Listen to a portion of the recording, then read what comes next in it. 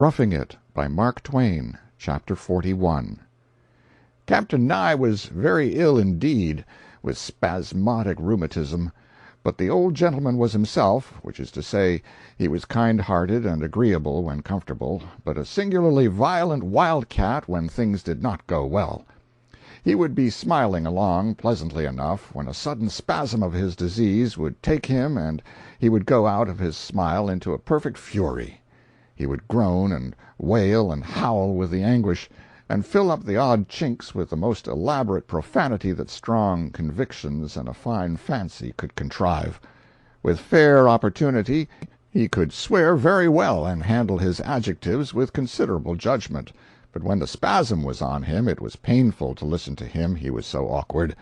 However, I had seen him nurse a sick man himself, and put up patiently with the inconveniences of the situation, and consequently I was willing that he should have full license now that his own turn had come. He could not disturb me, with all his raving and ranting, for my mind had work on hand, and it labored on diligently, night and day, whether my hands were idle or employed. I was altering and amending the plans for my house, and thinking over the propriety of having the billiard-room in the attic instead of on the same floor with the dining-room. Also, I was trying to decide between green and blue for the upholstery of the drawing-room, for, although my preference was blue, I feared it was a color that would be too easily damaged by dust and sunlight. Likewise, while I was content to put the coachman in a modest livery, I was uncertain about a footman. I needed one, and was even resolved to have one, but wished he could properly appear and perform his functions out of livery, for I somewhat dreaded so much show. And yet, inasmuch as my late grandfather had had a coachman and such things, but no liveries, I felt rather drawn to beat him, or beat his ghost at any rate. I was also systematizing the European trip, and managed to get it all laid out as to route and length of time to be devoted to it, everything with one exception, namely, whether to cross the desert from Cairo to Jerusalem per camel, or go by sea to Beirut and thence down through the country per caravan. Meantime I was writing to the friends at home every day, instructing them concerning all my plans and intentions, and directing them to look up a handsome homestead for my mother, and agree upon a price for it against my coming, and also directing them to sell my share of the Tennessee land, and tender the proceeds to the Widows' and Orphans' Fund of the Typographical Union, of which I had long been a member in good standing. This Tennessee land had been in the possession of the family many years, and promised to confer high fortune upon us some day. It still promises it, but in a less violent way. When I had been nursing the captain 9 days, he was somewhat better, but very feeble. During the afternoon we lifted him into a chair and gave him an alcoholic vapor bath, and then set about putting him on the bed again. We had to be exceedingly careful, for the least jar produced pain. Gardner had his shoulders and I his legs. In an unfortunate moment I stumbled, and the patient fell heavily on the bed in an agony of torture. I never heard a man swear so in my life. He raved like a maniac, and tried to snatch a revolver from the table, but I got it. He ordered me out of the house, and swore a world of oaths that he would kill me wherever he caught me when he got on his feet again. It was simply a passing fury, and meant nothing. I knew he would forget it in an hour, and maybe be sorry for it, too, but it angered me a little at the moment, so much so, indeed, that I determined to go back to Esmeralda.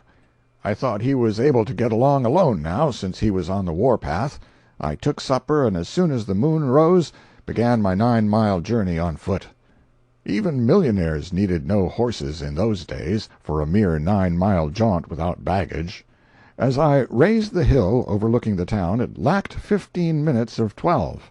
I glanced at the hill over beyond the canyon, and in the bright moonlight saw what appeared to be about half the population of the village massed on and around the wide west croppings.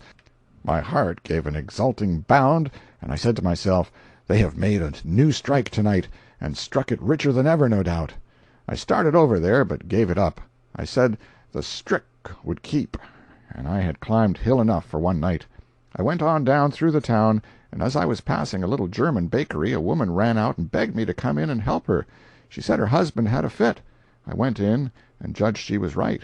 He appeared to have 100 of them, compressed into one. 2 Germans were there, trying to hold him, and not making much of a success of it. I ran up the street half a block or so and routed out a sleeping doctor, brought him down half-dressed, and we 4 wrestled with the maniac, and doctored, drenched, and bled him for more than an hour, and the poor German woman did the crying. He grew quiet now, and the doctor and I withdrew and left him to his friends. It was a little after 1 o'clock. As I entered the cabin door, tired but jolly, the dingy light of a tallow candle revealed Higbie sitting by the pine table gazing stupidly at my note, which he held in his fingers, and looking pale, old, and haggard. I halted and looked at him. He looked at me stolidly. I said, "Higbie, what is it?" "We're ruined. We didn't do the work. The blind lead's relocated." It was enough. I sat down sick, grieved, broken-hearted indeed. A minute before I was rich and brimful of vanity. I was a pauper now, and very meek. We sat still an hour, busy with thought, busy with vain and useless self-upbraidings, busy with why didn't I do this, and why didn't I do that, but neither spoke a word. Then we dropped into mutual explanations, and the mystery was cleared away. It came out that Higbie had depended on me as I had on him, and as both of us had on the foreman. The folly of it!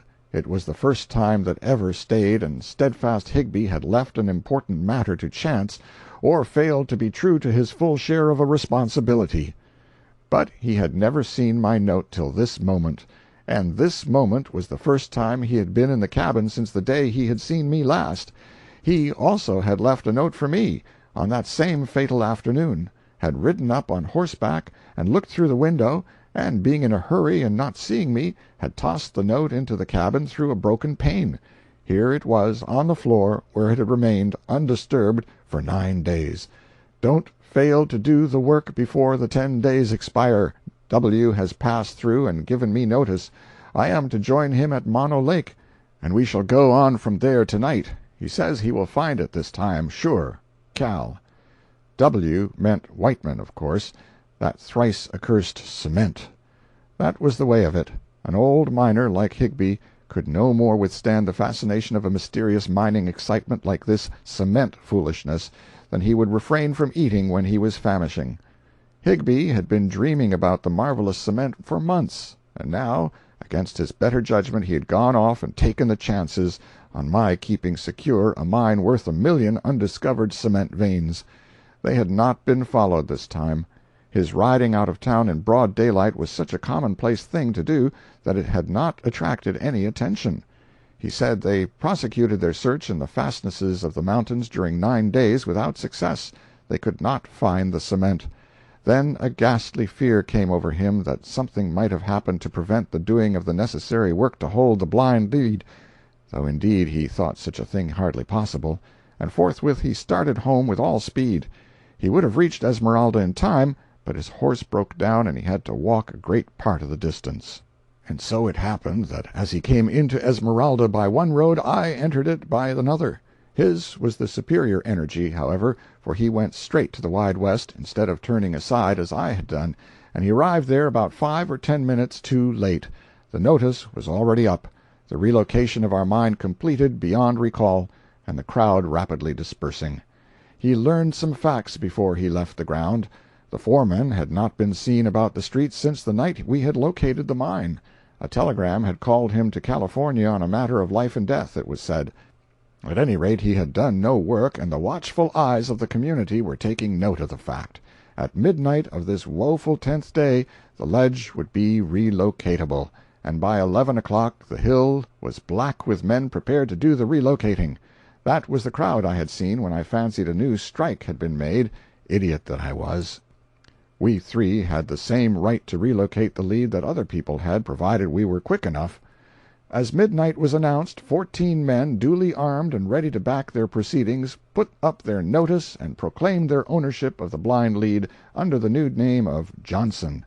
But A.D. Allen, our partner, the foreman, put in a sudden appearance about that time, with a cocked revolver in his hand, and said his name must be added to the list, or he would thin out the Johnson company some. He was a manly, splendid, determined fellow, and known to be as good as his word, and therefore a compromise was effected.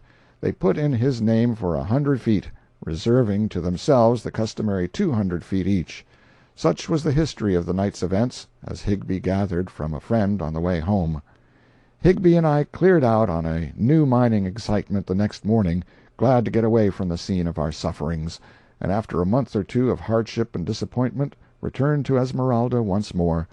Then we learned that the Wide West and the Johnson companies had consolidated, that the stock, thus united, comprised 5,000 feet, or shares, that the foreman, apprehending tiresome litigation, and considering such a huge concern unwieldy, had sold his 100 feet for $90,000 in gold and gone home to the States to enjoy it. If the stock was worth such a gallant figure, with 5,000 shares in the corporation, it makes me dizzy to think what it would have been worth with only our original 600 in it. It was the difference between 600 men owning a house and 5,000 owning it.